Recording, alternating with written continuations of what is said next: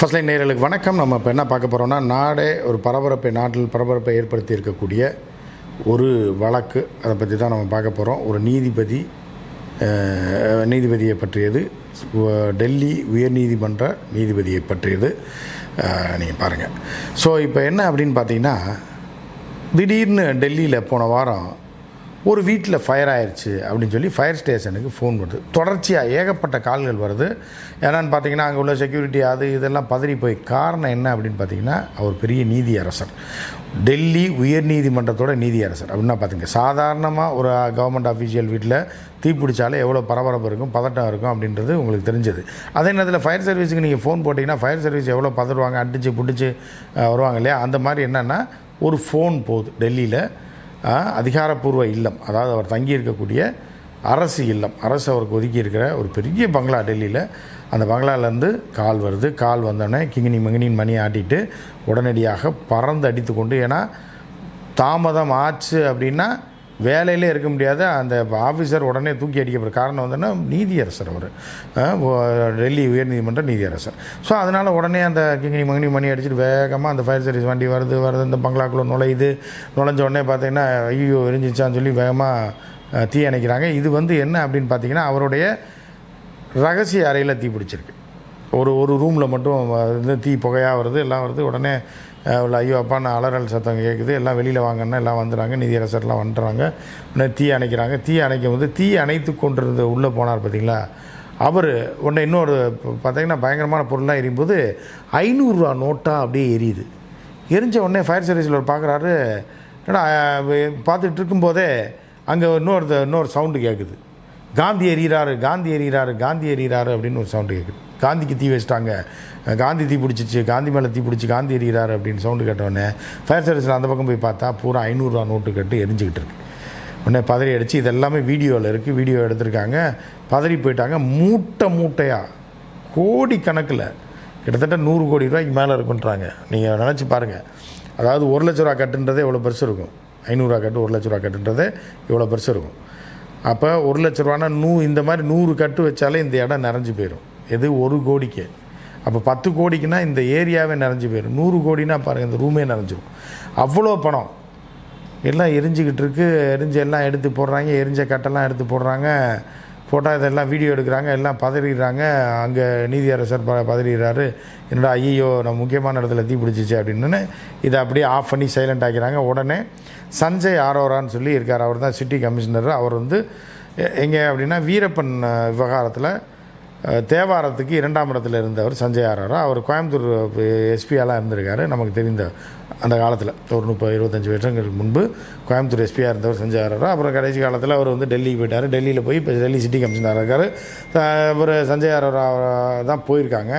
அவர் city கமிஷனரால் போய் பார்த்துட்டு, இந்த மாதிரி பணம் எரியுது, பணம் இருக்குது, நீதிபதி வீட்டில் பணம்னோடனே இதை வெளியில் சொல்லிட முடியாது, ரொம்ப சாதாரண இன்ஸ்பெக்டர் லெவலில், ஏசி லெவலில், டிசி லெவலில் டீல் பண்ணிட முடியாதுன்னு கமிஷனர் ஏடிஜிபி ரேங்கில் இருக்கக்கூடிய திரு சஞ்சய் அரோராவை நேராக அங்கே போகிறாரு. போய் பார்க்குறாங்க. வீடியோ எடுத்துட்டிங்களான்னு எல்லாம் எடுத்தாச்சு. ஏன்னா நாளைக்கு நம்ம மேலே பிரச்சனை வந்துடக்கூடாது. பணம் தீ அணைக்கிறேன்னு வந்தாங்க, போலீஸ் வந்தாங்க, கொஞ்சம் எடுத்துகிட்டு போயிட்டாங்கன்ற மாதிரிலாம் ஆயிடுச்சுன்னா சிக்கலாகிடுது. என்ன பண்ணோன்னே தெரில அப்படின்ட்டு உடனே அடுத்து சுதாரிப்பா என்ன பண்ணுறாருன்னா, ஒரு சந்தேகம் வருது. நீதிபதி வீட்டில் கத்தையாக எதற்கு இவ்வளோ பணம்? இவர் வாழ்நாள் முழுவதும் அங்கே சம்பளத்தை வச்சுருந்தா கூட இதில் 100ல் 1 மடங்கு கூட இருக்காது. எப்படி இவ்வளோ பணம் இவருக்கு வந்துச்சு அப்படின்னு சொல்லி அவர் என்ன பண்ணுறாருன்னா, உச்ச நீதிமன்றத்துக்கு அவருடைய உயரதிகாரிகளுக்கு தெரிவிக்கிறாரு, உள்துறைக்கு தெரிவிக்கிறாரு. தெரிவித்த உடனே என்ன ஆகுது அப்படின்னா, உடனே அடுத்த நாள் பேப்பரில் எல்லாம் பயங்கரமாக போடுறாங்க. என்ன அப்படின்னு பார்த்தா, இந்த நீதிபதி மேலே ஏற்கனவே சிபிஐ வழக்கு இருக்குது. அந்த வழக்கை இந்த அரசு நிறுத்தி வைத்திருக்கிறது. 2018 இவர் மேல் நடந்து கொண்டிருந்த இவரை ஒன் ஆஃப் தி அக்யூஸ்டாக போட்டிருக்காங்க. அதாவது எப்படின்னா, ஒரு சுகர்கெயின் கம்பெனி, அதாவது அந்த இப்போ ராஜ்ஸ்ரீ சுகர்ஸ், அதெல்லாம் சுகர்கெயின் கம்பெனிஸ் இருக்கு இல்லையா நம்ம தமிழ்நாட்டில், அந்த மாதிரி ஒரு நிறுவனம். அந்த நிறுவனத்துக்கு இவர் அட்வைசராக இருந்திருக்கார். அட்வைசராக இருந்து என்ன பண்ணியிருக்காங்கன்னா, பெரிய அளவில் லோனை வாங்கி ஆட்டையை போட்டிருக்கு அந்த நிறுவனம். லோனை வாங்கினா ஒரு 100 கோடி 200 கோடி லோனை வாங்கி மில்லை சுகர் மில்லை மேம்படுத்துகிறேன்னு லோன் வாங்கி வேறு விஷயங்களில் இன்வெஸ்ட் பண்ணி வேறு இதுக்கு பயன்படுத்தி அதற்கு லஞ்சமாக எல்லா தரப்பு காவல்துறையிலேருந்து பேங்க்லேருந்து எல்லாருமே காசை கொடுத்து மொத்த அமௌண்ட்டே ஆட்டையை போட்டிருக்காங்க கம்பெனி லாஸ்ன்னு. அதில் தலைவரும் ஒருத்தர். யார் நம்ம நீதியரசர் இப்போ இருக்கார் வர்மா, ஏன்னா வர்மாவும் ஒருத்தர். ஸோ இப்போ வர்மா மேலே அப்போ அந்த காலகட்டத்திலே வந்து 2015 அந்த காலகட்டங்களிலே வந்து என்ன பண்ணுறாங்கன்னா சிபிஐ வழக்கு தொடர்ந்து விசாரிக்கிறது. பெரிய அளவுக்கு அமௌண்ட்டை பேங்க்லேருந்து ஆட்டையை போட்டிருக்காங்க அப்படின்னு உடனே வழக்கு பாயுது, விசாரிக்கிறாங்க. விசாரித்தா தலைவரும் ஒருத்தர், இவரை 10வது அக்யூஸ்டாக சிபிஐ தன்னுடைய வழக்கில் சேர்த்துருக்கு. நூற்றுக்கணக்கான கோடி ரூபாயை மோசடி செய்திருக்கிறார்கள். அந்த மோசடிக்காரர்களில் தலைவனும் ஒருத்தர். யார்? இப்போ டெல்லி உயர்நீதிமன்றத்தில் நீதியரசராக இருக்கக்கூடிய மாண்புமிகு யஸ்வந்த் வர்மா அவர்களும் ஒருத்தர் அப்படின்றது தெரிய வருது. இந்த வழக்கு வந்து இவர் இன்ஃப்ளூயன்ஸ் ஆகி ஒரு உயர்நீதிமன்ற நீதிபதி ஆனதுக்கப்புறமும் சில விஷயங்கள்லாம் வந்தோடனே சில லாபி பண்ணி என்ன பண்ணியிருக்காங்கன்னா சிபிஐ இந்த வழக்கை விசாரிக்கக்கூடாதுன்னு நிறுத்தி வச்சுருக்காங்க. எதுக்கு நிறுத்தி வச்சாங்க தெரியல. ஸோ அப்போ முடக்கி விட்டுட்டு தலைவர் வந்து இப்போ நீதிபதி ஆகிட்டார். டெல்லி உயர்நீதிமன்றத்தில் நீதியரசராக இருக்கார்.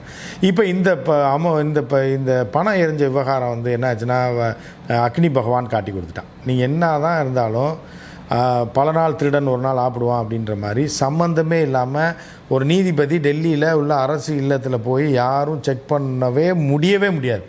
இந்திய நாட்டில் இது நடக்கவே நடக்காது.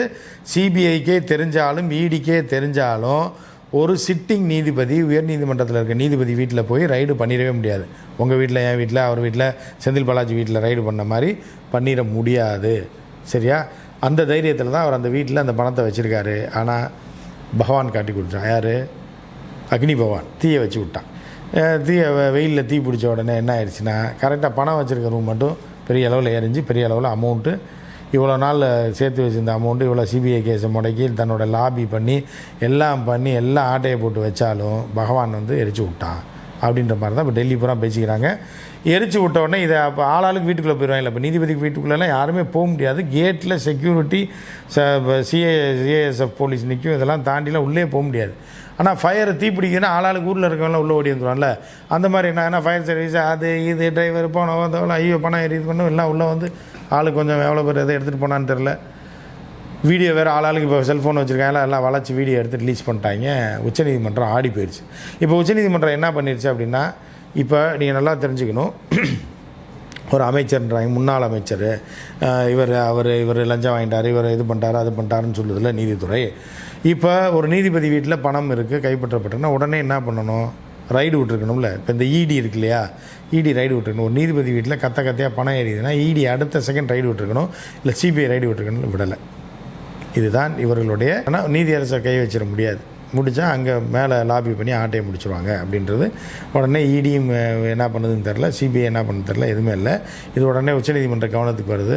உச்சநீதிமன்ற உபாத்தியாயா தலைமை நீதிபதி அவர் ஒன்று என்ன பண்ணுறாரு, என்ன பண்ணியிருக்கணும், உடனடியாக மீண்டும் சிபிஐக்கு உத்தரவிட்டு இருந்திருக்கணும். ஸோ அது நம்ம நீதியரசர் என்ன செய்வார், நம்ம உச்சநீதிமன்ற நீதிபதிகளாம் அட்வைஸ் பண்ண முடியுமா, இல்லை கருத்து சொல்ல முடியாது. கருத்து சொல்லலாம், வெளியில் யாரை வேணாலும் சொல்லலாம், நம்ம ஒரு பத்திரிகையாளராக கருத்து சொல்லலாம். ஆனால் நீதிபதி அளித்த தீர்ப்பில் தான் அதில் உள்ள நிறைகுறைகளை தான் யாரும் விமர்சனம் செய்யக்கூடாதுன்னு அரசியல் சட்டம் சொல்லுது. ஆனால் பியாண்ட் திஸ் செய்யலான்னு சொல்லி பல உச்சநீதிமன்ற தலைமை நீதிபதிகளே சொல்லியிருக்கிறாங்க. ஸோ அந்த அடிப்படையில் இப்போ நம்ம அதை பற்றிலாம் ஒன்றுமே பேசலை. அந்த தீர்ப்பை பற்றியோ அவர்கள் போட்டிருக்க கமிட்டியை பற்றியோ பேசலை. ஆனால் எப்படி பண்ணியிருக்காங்கன்றதை மட்டும் உங்களுக்கு சொல்கிறேன், நீங்கள் புரிஞ்சுங்க அப்படின்னு. உச்சநீதிமன்றம் என்ன பண்ணியிருக்கு அப்படின்னா 3 நீதிபதி அடங்கிய குழுவை போட்டிருக்காங்க. அதில் ஒருத்தர் வந்து பஞ்சாப் ஹரியானா உயர்நீதிமன்ற தலைமை நீதிபதி, இன்னொருத்தர் இமாச்சல் பிரதேஷ் நீதிபதி, இன்னொருத்தர் வந்து கர்நாடகா உயர்நீதிமன்ற நீதிபதி. இவங்க 3 பேரையும் போட்டு இந்த கமிட்டி இது குறித்து இந்த பணம் எப்படி இவருக்கு வந்தது, இந்த பணம் எரிஞ்சது எப்படி எரிஞ்சது, இந்த பணம் எவ்வளோ நாளாக இங்கே இருக்குது, இவர் வீட்டில் எரிஞ்ச பணம் தானா அப்படின்னா இந்த நீதிபதி எதுக்காக இந்த கமிட்டி போட்டிருக்காங்க அப்படின்னா, அந்த நீதிபதி உடனே ஐயோ என் வீட்டிலலாம் பணம்லாம் எரியலையே, ஏன்ட்டே இது பணம், எங்கள் வீட்டில் அப்படி ஒரு காட்சியே கிடையாது, அது எடுத்த விஷயங்களெல்லாம் யாரோ பொய் சொல்லியிருக்காங்க, யாரோ சோசியல் மீடியாவில் ஃபேக் வீடியோ பரப்பி விட்ருக்காங்க, இந்த இதெல்லாம் கிடையாது, என் வீட்டிலலாம் பணமும் கிடையாது, ஒன்றும் கிடையாது, பணம் தீப்பிடிக்கவும் கிடையாது அப்படின்ட்டுங்க. உடனே உச்சநீதிமன்றமே கமிஷனராக இருந்த ஆரோரா இருக்கார் இல்லையா, அவர்கிட்ட வீடியோவை வாங்கி, ஏன்னா இதுதான் இந்திய அரசியல் வரலாற்றிலே நீதித்துறை வரலாற்றிலே முதல் முறையாக ஒரு வீடியோவை நீதிமன்றமே சம்மந்தப்பட்ட நபர் பொய் சொல்கிறாரு, இது உண்மைதான் அப்படின்னு வெளியிட்டது இதுதான் முதல் முறை. இந்த நீதிபதி வீட்டில் தான் பணத்தில் தீ பிடிச்சிருக்கு. இந்த நீதிபதி வீட்டில் கட்டுக்கட்டாக பணம் இருந்தது. அதை வந்து சொல்லாமல் நீதிபதி வீட்டில் இருந்த பணம் தீப்பிடித்ததுக்கு உண்மை தான்.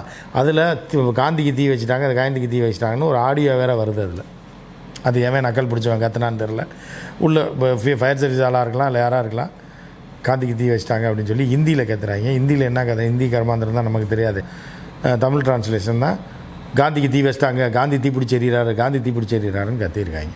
ஸோ இப்படி தான் நடந்திருக்கு. அந்த மீதி பணத்தை வந்து கொண்டு போய் குப்பையில் போட்டிருக்காங்க. அதையும் எரிச்சு விட்ருக்கலாம் கொண்டு போய் எங்கேயாவது. அதை கொண்டு போய் வீட்டுக்கு வெளியில் எங்கேயோ போட்டிருக்காங்க. அதை யாரோ ஃபோட்டோ எடுத்து அதையும் பரப்பி விட்டாங்க. இப்போ உச்சநீதிமன்றமே இவர் வீட்டில், நீதிபதி வர்மா வீட்டில் பணம் இருந்தது உண்மை, அது எரிந்தது உண்மை, அவர் பொய் சொல்கிறார்ன்றதை போட்டுட்டாங்க. 3 நீதிபதி கமிட்டி விசாரிக்குன்றாங்க. இதற்கு பல சர்ச்சைகள் உண்டாயிருக்கு. பல காங்கிரஸ் கட்சியை சேர்ந்தவர்களும் மூத்த வழக்கறிஞர்கள் என்ன சொல்லியிருக்காங்கன்னா, அதை எப்படி விசாரணைக்கு வந்து காவல்துறை தான் விசாரிக்கும், இல்லை சிபிஐ விசாரிக்கணும். அந்த மாதிரி இல்லாமல் நீங்கள் நீதிபதியை வச்சு விசாரிச்சிங்கன்னா அவர் எப்படி பதில் சொல்லுவார்? சக நீதிபதிகளை வைத்து விசாரிக்கும் போது அவர் எப்படி பதில் சொல்ல முடியும்? அவர்கிட்ட என்ன மாதிரியாக விசாரணை நடத்த முடியும்? அதனால் சிபிஐ விசாரணை பண்ணணும், காவல்துறை வரை விசாரிக்கணும், எப்படியே பணம் வந்துன்னு கேட்டால் தான் அவர் உண்மையை சொல்லுவார் அப்படின்ற ஒரு கோரிக்கையும் வச்சுருக்காங்க மூத்த வழக்கறிஞர்கள்லாம். ஸோ இது எப்படி போய் முடிய போகுதுன்னு தெரில. ஆனால் வந்து பார்த்திங்கன்னா இது சராசரி மனிதனுக்கும் இந்திய அரசியல் சட்டத்தில் எல்லாருக்கும் நீதி ஒன்று தான். இந்தியா ஜனாதிபதியாக இருந்தாலும் கடை குடிமகனாக இருந்தாலும் எல்லாமே ஒன்று தான் அப்படின்னு சொல்லி சட்டம் வடை சுடுது.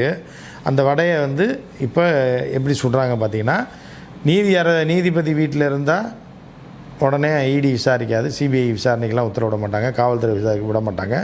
அதே அரசியல்வாதியாகவோ வேறு மனிதர்களாகவோ பிஸ்னஸ்மேனாகவோ இருந்தால் உடனடியாக இடி பாய்ந்து கொண்டு வரும், சிபிஐ வரும், அவன் தூக்கி உள்ள பையன் பெயில் தர மாட்டாங்க, அரெஸ்ட் பண்ணுவாங்க, பதவி நீக்கம் செய்வார்கள். இப்போ வங்கி தலைவர் ஒருத்தன் பண்ணிட்டார் அப்படின்னா அவனை தூக்கி உள்ளே வச்சுருவாங்க ஜென்மத்துக்கும். ஒரு ஃபைனான்ஸ் கம்பெனி பண்ணிட்டான்னா உள்ளே வச்சுருவாங்க. ஆனால் நீதிபதி என்றால் அது வேறு மாதிரியாக தான் டீல் பண்ணுவாங்கன்றது இதிலேருந்து நம்ம தெரிஞ்சுக்கலாம். இது சரியாக தவறான நம்ம சொல்ல தெரியல. அந்தளவுக்கு நமக்கு நாலேஜ் கிடையாது, அந்தளவுக்கு நம்ம பெரிய ஆளும் கிடையாது. ஏன்னா நீதியரசர், ஒரு டெல்லி உயர்நீதிமன்ற நீதியரசர் உச்சநீதிமன்றம் அந்த உத்தரவிட்டிருக்கிறது. எனவே இதை தெரிந்து கொள்வதற்கான செய்தியாக நான் இதை பதிவு செய்கிறேன். மற்றும் ஒரு நிகழ்ச்சியில் சந்திப்போம். நன்றி, வணக்கம்.